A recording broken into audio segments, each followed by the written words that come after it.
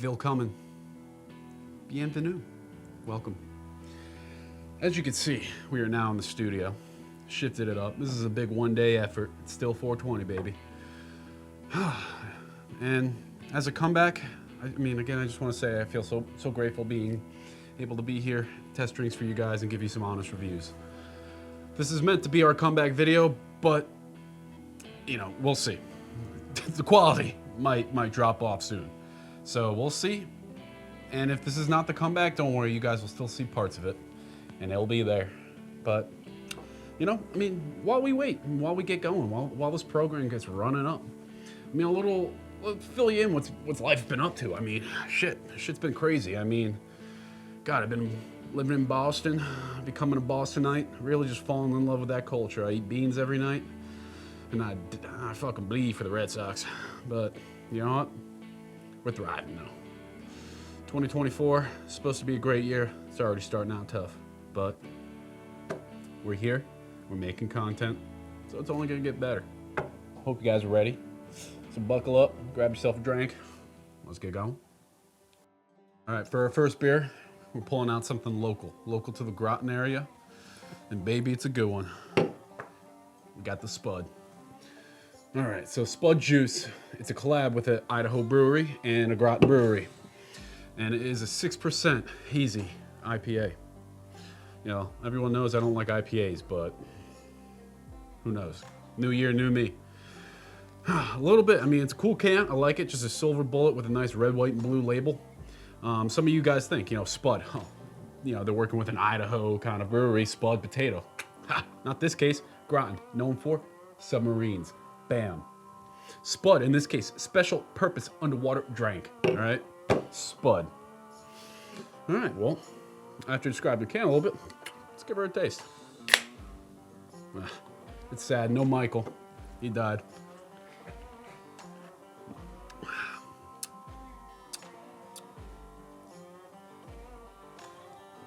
You know, I gotta say, for a pale ale, I'm a little shocked. I'm liking it a little bit more than I normally would. Something that says pale and ale in it. But it's almost got a little citrusy, little orange to it. Especially on the back of that taste, you know, when it hits the back of your throat, you're just like, orange. But yeah, it's actually good. For a 6%, it doesn't feel terribly heavy, but I mean, with the size of the can and everything, if it's summer, if it gets warm out, I'm a max on 2 of these. But you know, I gotta say, I'm enjoying the sip.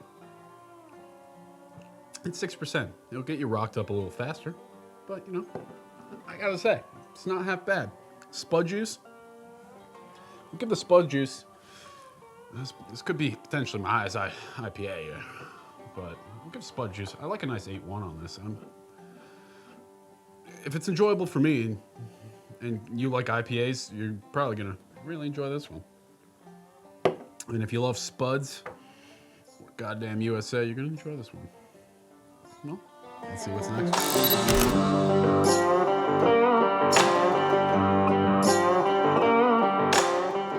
For drink number 2, we got an interesting one. Sadly, when I looked at the can, another IPA. Bam. All right, so this one is made by Back East Brewing Company.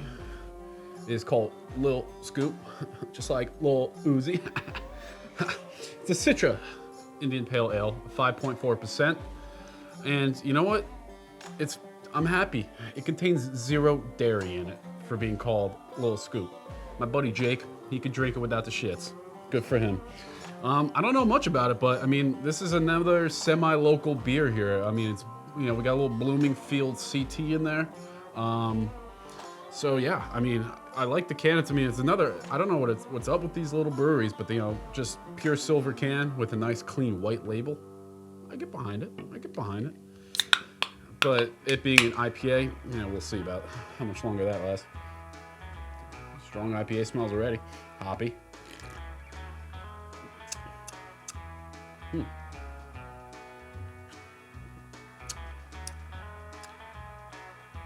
That's interesting. It's definitely got more hoppiness, IPA compared to the Spud. I don't taste the ice cream one fucking bit. I mean, it doesn't pack a lot of flavor. It doesn't overwhelm you. And it's not so IPA that it just fucking burdens your mouth. But like, I don't know, there's not much to it. Maybe that's just me. I'd drop it. I mean, it's clean, it's light, but not much flavor. I'd go with a 7.2 on this. Not dropping low. I mean, it's just because it's drinkable. I mean, if you need to drink it, you could drink it. Maybe if you like IPAs, you'd like it more. 7.2, 7.1, around that area. What do we got next? Hopefully it's not another IPA.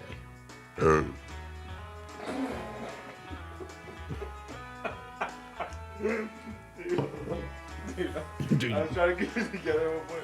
I was laughing at you and then I fucking farted. I know, and then I tried not to laugh too, dude. You made it so hard. I don't know how you kept it together, because I was, as soon as I farted that other time, I was like, dude, I saw you cracking up, and then I saw a little cheek rise, and then I was like, oh, fuck, I don't want to crack this one again. Steve Irwin, Australia. Everything kills you. Drink number 3. Let's see what we have. Zwei Roads, and we got the Hafenbräu, which is a Belgian wheat beer. What I like about this, so far out of all the drinks we have for you guys tonight, this happens to be my most favorite can. I don't know why.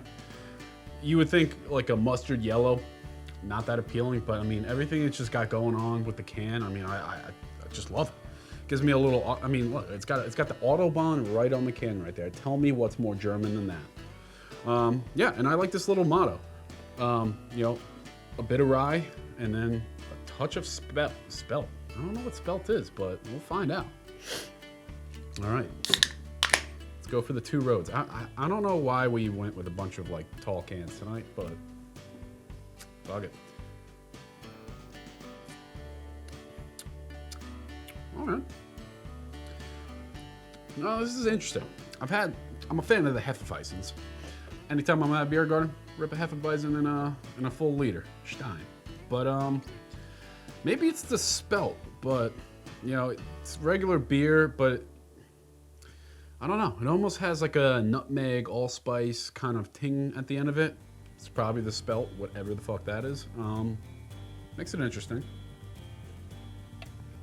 I mean, it's good. It's not heavy, goes down smooth, but whatever's hanging on that aftertaste, like if you don't take another sip for a little bit, that's sitting in your mouth. It's a tough aftertaste, I'm not gonna lie. But 5% alcohol, I mean, it's just a standard beer. Not bad. Not my favorite Hafenbrausen, but for this one, I just have to go with a 7.4. I don't know what it is in that, but that back taste, I just don't like the way it sits. It's medicine-y, you know, something like that. Well, let's see where we go from here.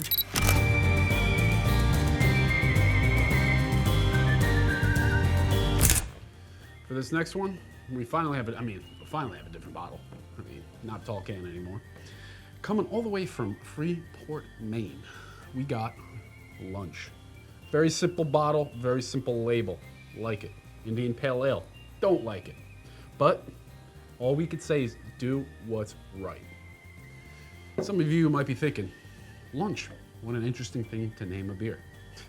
Fun fact, Lunch is a fucking whale. Yes, Lunch is a special whale too. She's been spotted off the coast of Maine since 1982. She's famous, and you know it's her because she's got a big ass bite mark out her back.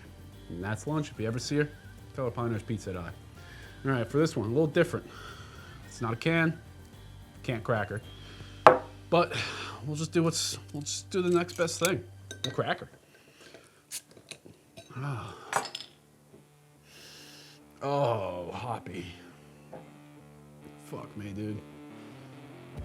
Oh, look at that. See, you gotta slam it into the glass a bit. Get the head to rise. Because if it's not rising in the glass, it's rising in the tummy. And that's how you get either really bad gas or a stomach ache. Learned this one in high school too. Oily face. Toss it in there. Hopefully it'll crush those, but Doesn't look like it's going. As we wait, I guess we'll talk about lunch a little bit more. She's a 7% IPA. Gets you fucked up. But it means it's gonna be pretty heavy on the palate, most likely extremely, extremely hoppy. But I don't know what to say. I mean, like, interesting bottle, clean label, naming after a whale. That's Maine for you. Not much else going up there. Yeah, I mean, I guess IPAs give you a really strong head, but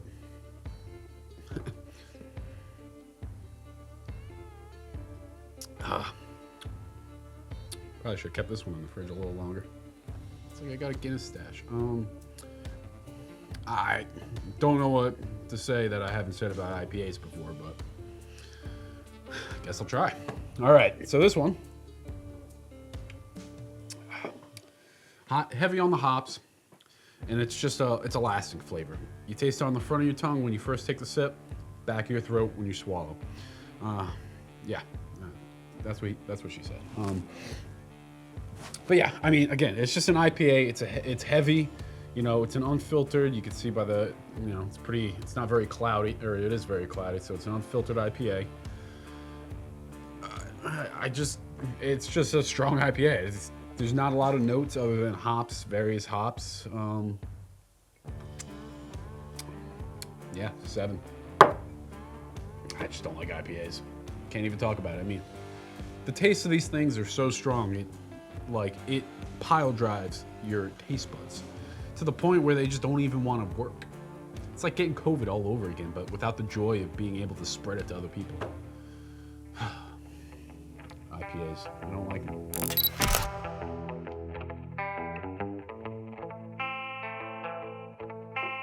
For drink number 5, I'm happy to say konnichiwa, because today it's not beer. We got soju, which is usually, it's a Japanese wine, either rice. I mean, in this case, this one is an apple pear base with some spirits. But what's interesting about this soju, it's fucking yogurt flavor. Fucking yogurt flavor drink. So, well, I mean, I already hit rock bottom with all these IPAs. So, I mean, we'll see. I mean, it's a 12%. I don't think it's rice wine. No, it's apple pear wine. 7% apple pear wine. Never had apple pear wine. Yogurt flavor. I don't know how you do that. Do you put yogurt in there? Do you not? I mean, it's clear there's no yogurt in it. How do they do it? Japanese are very just great people. Can't even pronounce myself. Fuck. I'm so excited. Oh, wow. That is very fruity. Very sugary-esque. Not getting the yogurt. But you know what? Cheers. Huh.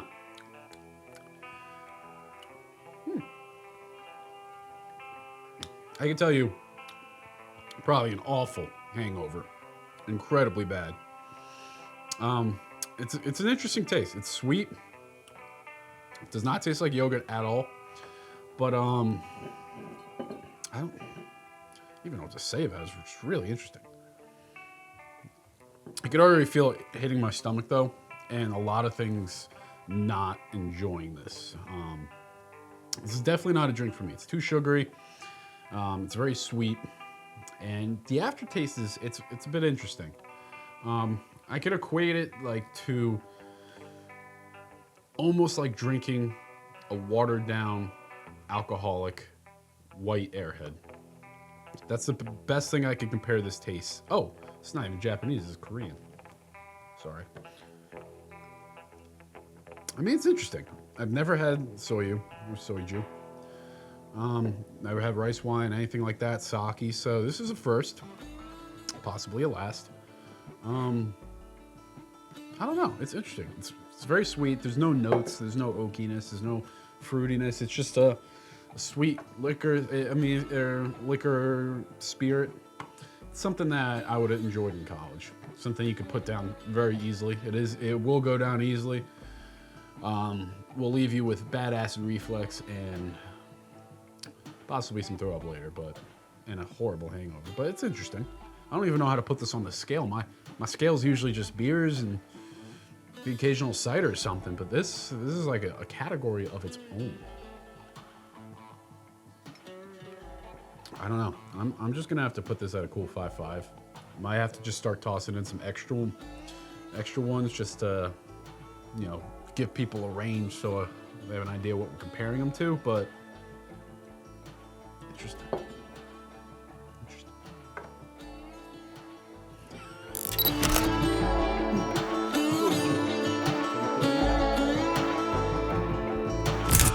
All right. For our last drink, this is a throw-in special. Could be the most controversial drink we ever put on this show. So, everyone, take a second, take a deep breath, and leave the fucking opinions to the comment section, please. We have the Ultra Right beer. For the conservative dads out there, god damn, this makes me want to storm the Capitol. And I haven't even taken a sip yet.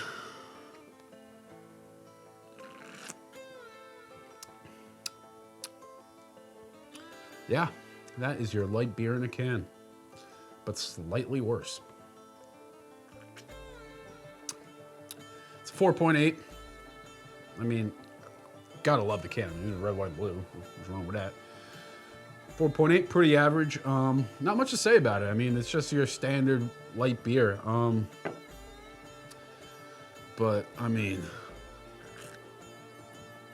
this is just. I mean, every sip I take, I just get more hyped for next January, and I just feel an affinity to Walls. It's weird. I mean, I don't know what to say about it that hasn't been said about light beer. And I feel like the best way to rate this one is put it in order of light beers that I drink and I enjoy. Number one, we would toss like, you know, we'd go Bud Light, toss a Miller, toss a Coors. Busch Light. Can't go wrong with a Busch Latte, but I mean, out of all the light beers,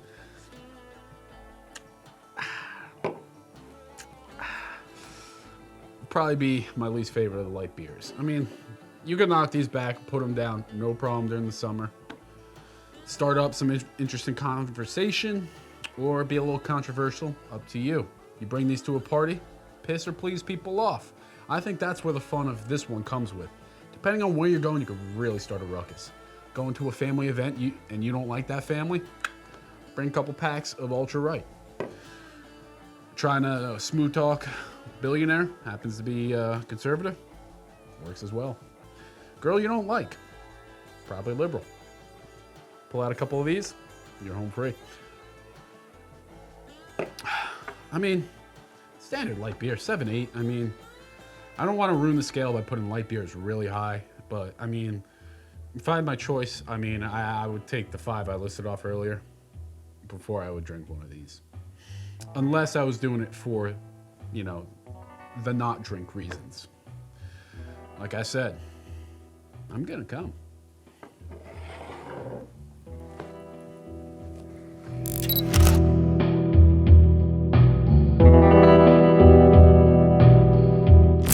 Six beers, beautiful B-roll, and an incredible intro to this video. Now you would think, putting all these things together, we'd be back, right? Well, we'll have to see, because, you know, we like to keep a very, very high standard here over at Pinehurst Pete and Blue Water Visuals. High standard. So this might make the cut, this might not make the cut. We'll have to see. This could either become the comeback video or just great clips that, you know, we'll toss out here and there. And there's some great shots not included in this video if we do post the whole video. So for what it is, we're getting back into it. We're knocking the rust off. We got new gear, new equipment. So we just gotta get a hang of it. I mean, we haven't done one of these in a while. I'm rusty. Brogan's not. I mean, he's great at what he does, but, you know, matter of circumstance. But I'm happy to be back at this table, wearing this hat, just being a fucking iron paradise. And just say, I missed you guys. I'm happy to be back. Looking forward to more. Have a great fucking day. Peace.